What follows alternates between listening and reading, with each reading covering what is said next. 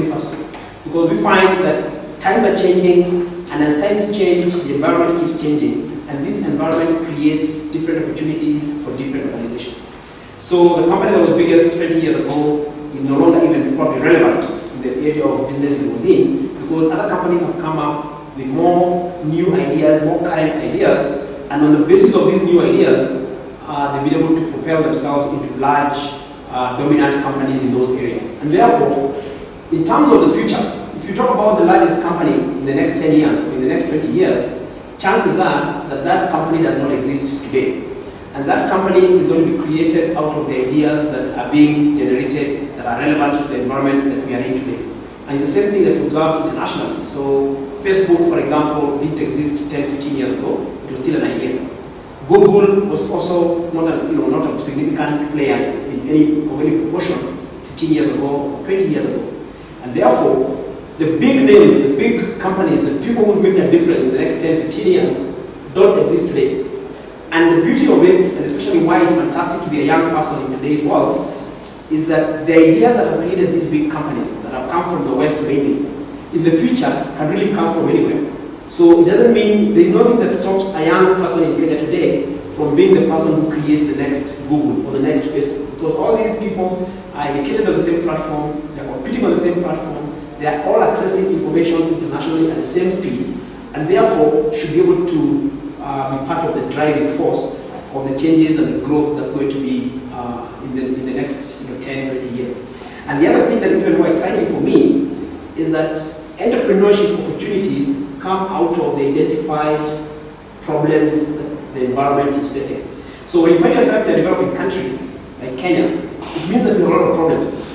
And these problems, to somebody who's got an entrepreneurial eye, can actually be converted into opportunities, and those opportunities, or the solutions for those problems, can become opportunities for business into the future.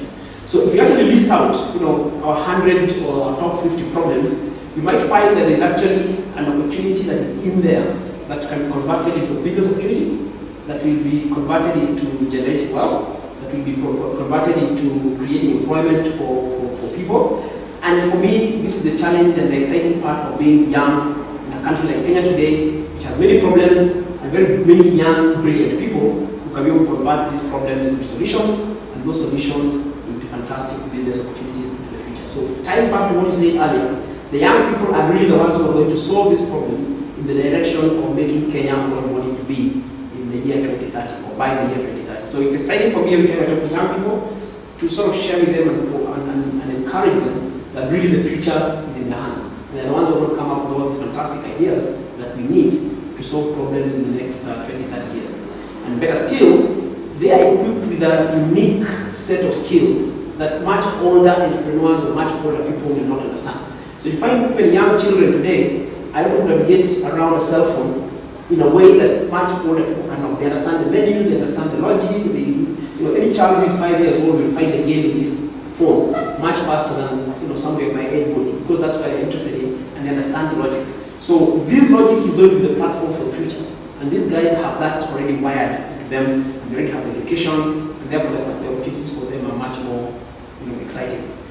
So that really is what I wanted to share with you this evening. I'd like to encourage more and more young people to go into entrepreneurship. There are fantastic opportunities, there are lots of problems, and therefore lots of solutions and lots of opportunities. And also to encourage them to go into this business plan competition. We have a website at the back, which is businesslaunchpad.co.ke. So log in there, find out all the information you need about the business plan competition. And we're opening the entry period now until 30th of August. So if you have an idea that you'd like to put it together in a business plan format, in the format in the document, and send it in before the 30th of August. Thank you very much. Okay. Thank you, Mr. Mora. Before Mr. Mora has a prior engagement, I will kind of change the format a little bit, to hold you back a little bit, so that anybody with a question in the audience can ask before he leaves. We really value his time, and we don't want him to go before we squeeze out every little ounce of knowledge we can. Thank you. I'm happy to take a comment or a question.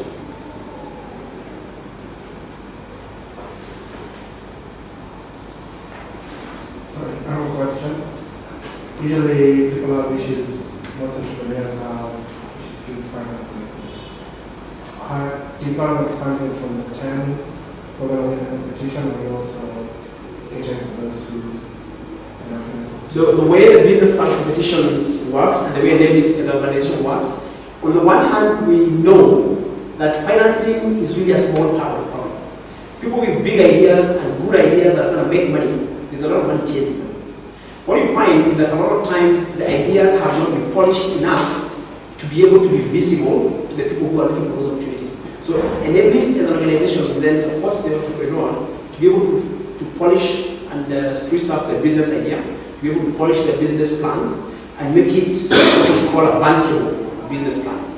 And therefore, out of the business plan competition, we want to get the top 100 business ideas, bring them into NEBIS membership, and then work with them to be able to work towards setting up the businesses and financing the businesses if that is what is the top priority. However, what I would also like to say on top of that is that a lot of the young people today that we're talking about, the kind of ideas they have are very capital and intensive. So we have a lot of people who are running idea businesses. So somebody has an idea, you can actually set up a business with very little capital because the most important thing around the business is the intellectual property around it. So it's the service industry, it's the IT industry, and you find a lot of those areas, if you have an internet connection and a good laptop, you find that you actually be able to set up a business and start generating revenues without any more significant capital injection. So the way that business setup is moving currently is that you'll be able to set up a business with very minimal capital so long as you have the ideas and the access to the market, which the internet and the technology platforms are providing to a lot of young people today. And the experience we have is that a lot of people who are coming into the service industry, which basically requires skills, intellectual property, technology, and just a bit of capital. And that's where a lot of young people are today. I hope you're not going to let him go with one question. Okay, sorry, I have another one. Sure. You mentioned intellectual property. How is it protected? Because as much as you actually have a law that... Well, I think there are two things I'd like to say. I'd like to say the popular side and the not so popular side. The popular side, of course, is that anybody who is working with us in the business plan competition is assured of confidentiality because everybody who is working on the project has signed certain levels of confidentiality they have to maintain around the business plan competition. So they're not allowed, for example, to find an idea and then